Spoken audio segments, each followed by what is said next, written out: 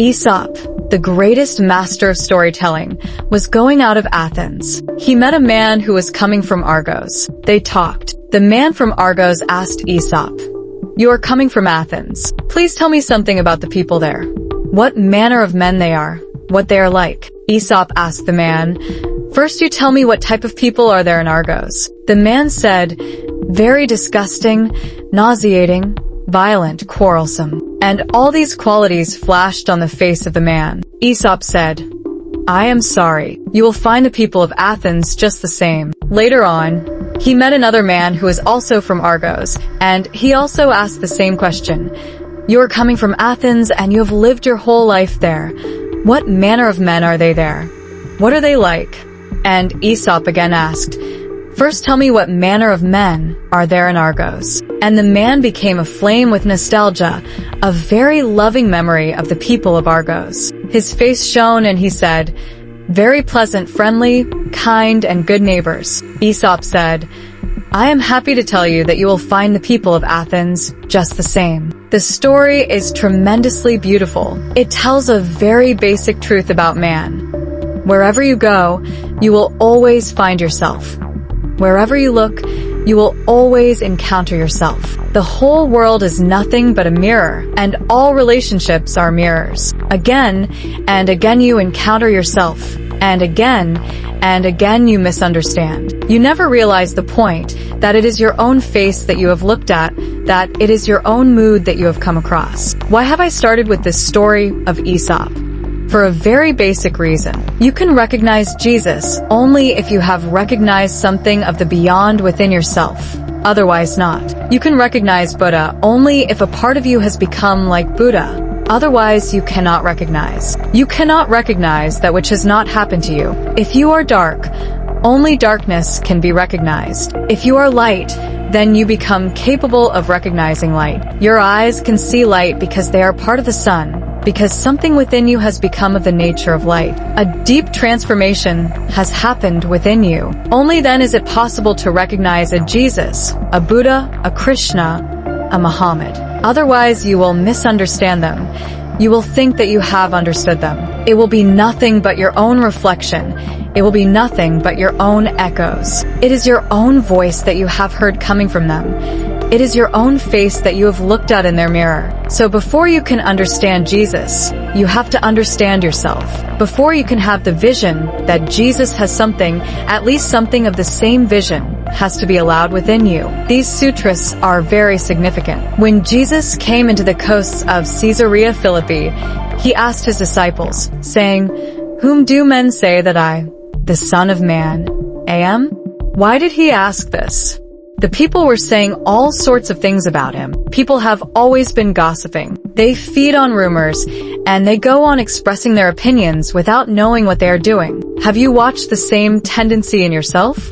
If you watch and observe, it will drop, and it is one of the basic requirements. If ever you want to know truth, you have to drop all gossiping. If you want to know what truth is, you have to stop making opinions without knowing anything. It is such a foolish attitude. You don't know anything about yourself, but if you come across a Jesus, you immediately create an opinion about him. Have you ever thought about it, about what you are doing?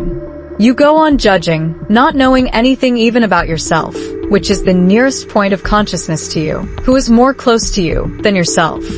And you have not known even that. Jesus is far away from you. Stop rumoring, because those rumors will cloud your eyes.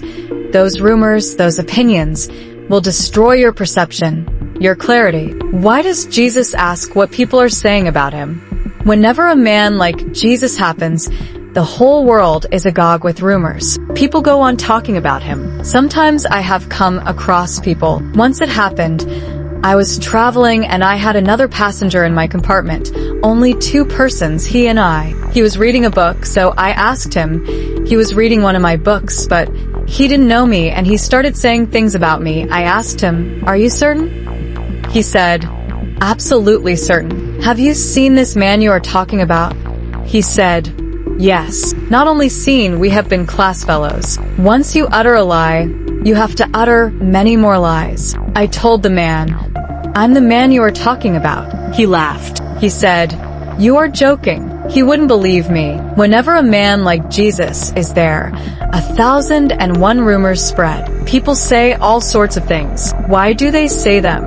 To show that they know. There is a story of Gogol, the Russian master. He tells that in a small town there was a very simple man, and people used to think that he was an idiot. A sage visited the town, and the idiot came to the sage and asked, "I'm in constant trouble. The whole town thinks that I am an idiot, and before I have said anything, people start laughing before I have even said anything, so I cannot say a single word. I am so afraid. I cannot move in the society, because wherever I go people ridicule me. You are a wise man. Help me. Give me some clue as to how I can protect myself. My whole life is destroyed." The sage said something in his ear. He said, "Do only one thing.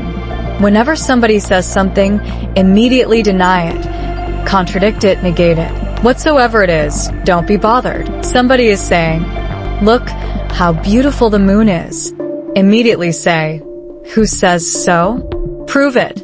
Nobody can prove it. Somebody says that Buddha or Christ are enlightened people, immediately deny it. Contradict it. Who says so? What is enlightenment? All nonsense, rubbish." The simple man said, "But I may not be able to prove that it is rubbish." The old sage said, "You need not worry. Nobody will ask you. They will be trying to prove whatsoever they are saying. Never say anything positively, and you will never be in trouble. Just negate. If somebody says, 'God exists,' say, 'No. Where is God?' Prove it." The man tried the trick, and after 7 days the whole town was simply surprised. People started saying, "We never knew that this man was so wise." If you want to look wise, you have to utter nonsense. And the best way is to deny, to say no, because life is such a mystery that nothing can be proved. If somebody says, "Look, this woman is so beautiful," say, "Who says so? What is there about her? Why do you call her beautiful? I don't see anything." Nobody can prove it. All the poets of the world can stand against you, but you're going to win. Things are so mysterious. They cannot be proved. They cannot be reduced to an argument. Nobody wants to feel that he does not know. If you say that yes, Jesus is enlightened, it will be difficult to prove, almost impossible. 20 centuries of constant argument have not proved anything. Jesus remains as mysterious, as riddlesome as he was. 20 centuries of theology, constant argument, elaboration, explanation, analysis, interpretation. Nothing has been proved. Jesus remains as mysterious as he ever was, maybe even more so, because he is lost in these explanations. You cannot prove that Jesus is enlightened, because enlightenment is something beyond the mind. You have to taste it. You cannot talk about it. And when you taste it, you become silent. But if you want to say that he is nothing, nobody, you can prove it. That is simply very easy. So people were saying many things, contradicting, negating, arguing that this man is nothing. When Jesus came into the coasts of Caesarea Philippi, he asked his disciples, saying, "Whom do men say that I, the Son of Man, am? What are people saying about me?" And they said, "Some say that thou art John the Baptist, some Elias, and others Jeremias, or one of the prophets." This happens always. People have only one criterion, and that is of the past. And a man like Jesus is of the present. He is not from the past. He does not belong to any tradition.